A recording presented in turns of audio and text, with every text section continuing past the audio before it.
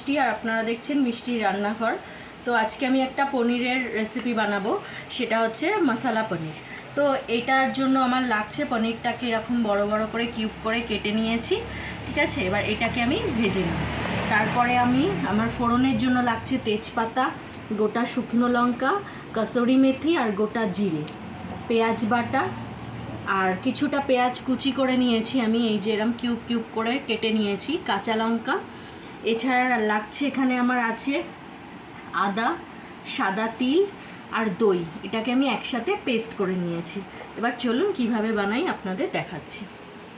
তেল দিয়ে দিয়েছি, সাদা তেলটা গরম হয়ে গেছে। এবার আমি ওর মধ্যে একটু নুন দিয়ে দেবো। নুন দিয়ে দিলাম। এবার আমি একটা একটা করে পনির ভেজে নেব।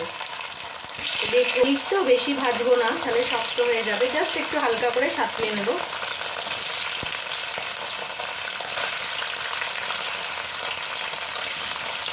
পনিরটা দেওয়া হয়ে গেছে। এবার মিক্সিটা হালকা করে সাঁতলে তুলে নেব।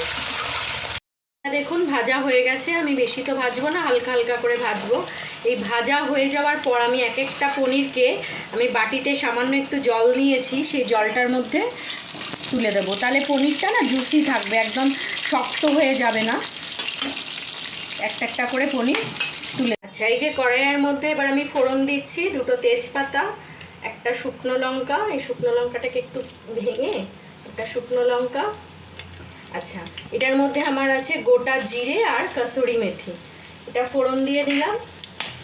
ফোড়নের একটা গন্ধ বেরোবে, একটু 2 মিনিট নাড়বো। গন্ধটা বেরোলেই আমি পেঁয়াজ বাটাটা দিয়ে এটাকে ভাজবো। আচ্ছা, বলে রাখি যে এখানে কিন্তু আমি নুন, হলুদ, শুকনো লঙ্কার গুঁড়ো, একটু চিনি, গরম মশলা এগুলো ব্যবহার করবো। যেগুলো এইটা হচ্ছে তো বেসিক মশলা, এগুলো তো দেখানোর কিছু নেই, তাই আমি যখন দেবো আপনারা একটু দেখে নেবেন। আচ্ছা, এই যে আমি পেঁয়াজ বাটাটা দিয়ে দিলাম। পেঁয়াজটাকে ভেজে নেব। কড়াইয়ে আমি যখন পনিরটা ভেজেছিলাম তখন কিন্তু তেলের মধ্যে আমার অলরেডি একটু নুন দেওয়া ছিল, তাই জন্য আমি পেঁয়াজ বাটাতে নুনটা দিলাম না। এবার এটাকে আমি ভাজবো। একটু পেঁয়াজটা ভাজা হয়ে গেলে বাকি মশলা আমি অ্যাড করব। ভাজা হয়ে গেছে, এবার এর মধ্যে আমি কিছু শুকনো মশলা অ্যাড করব।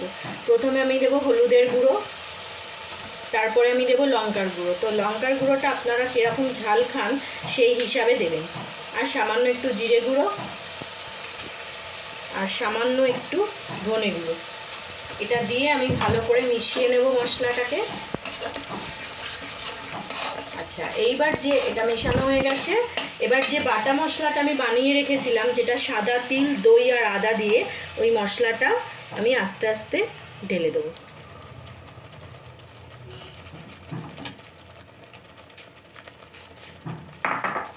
দিয়ে ওটাকে ভালো করে মিশিয়ে, এবার মশলার যতক্ষণ না কাঁচা গন্ধটা যাচ্ছে ততক্ষণ পর্যন্ত এটাকে ভালো করে কষিয়ে নিতে হবে।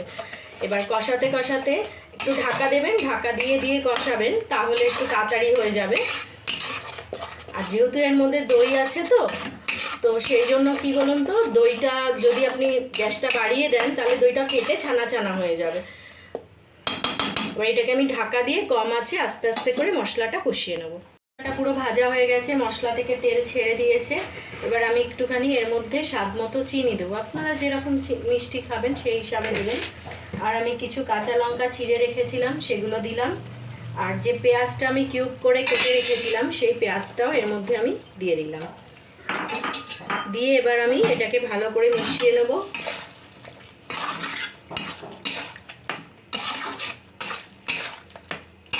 পেঁয়াজটা একটুখানি মশলার সাথে মজবে, তার জন্য আমি আবার একটু ঢাকা দেব। দিয়ে কিছুক্ষণ এটাকে ঢাকা দিয়ে রাখবো, 2-3 মিনিট। তারপরেই আমি পনিরটা অ্যাড করলে আমার রান্না শেষ হবে, ঠিক আছে। এবার কিছুক্ষণ আমি এটা ঢাকা দিয়ে রাখবো। এই যে দেখুন বন্ধুরা, আমার মশলাটা পুরো রেডি হয়ে গেছে। এবার আমি এর মধ্যে আগে ফোড়নে একটু কসুরি মেথি দিয়েছিলাম, তো এবার আমি আরেকটু কসুরি মেথি এর মধ্যে অ্যাড করব। এবার এর মধ্যে আমি অ্যাড করব হচ্ছে একটু গরম মশলা। আর যে পনিরটা আমি ভেজে রেখেছিলাম সেই পনিরটা এর মধ্যে আমি দিয়ে দিলাম।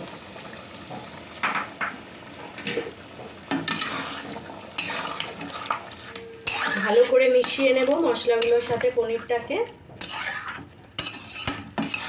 দিয়ে। এবার আমি 5 মিনিটের জন্য এটাকে আমি 5 মিনিট না 2 মিনিটের জন্য আমি এটাকে একটু গ্যাসের এটাকে কম করে এটাকে আমি 2 মিনিটের জন্য একটুখানি মজতে দেবো, তারপর আমি নামিয়ে নেব। দেখুন বন্ধুরা, আমার মশলা পনির একদম রেডি হয়ে গেছে। এবার আমি এখানে একটুখানি বাটার অ্যাড করলাম, আপনারা চাইলে ঘি করতে পারেন, কিন্তু বাটারটা দিলেই এটার সাথে ভালো লাগে। তো হয়ে গেল, এবার আমি গ্যাসটা অফ করে দেব, তারপর আপনাদের সাজিয়ে দেখাই। আমার মশলা পনির একদম রেডি হয়ে গেছে। এটা আপনার রুটি, লুচি, নান, পরোটা সব কিছুর সাথেই ভালো লাগবে। আপনারা পোলাওর সাথে খেতে পারেন, তাও ভালো লাগবে। আপনারা এটা একবার বাড়িতে ট্রাই করুন, খুব ভালো হয়েছে, মানে খুব ভালো আপনাদের লাগবে। আর প্লিজ আমার রান্না যদি আপনাদের ভালো লাগে তাহলে মিষ্টি রান্নাঘরকে লাইক করুন, শেয়ার করুন, সাবস্ক্রাইব করুন। ধন্যবাদ।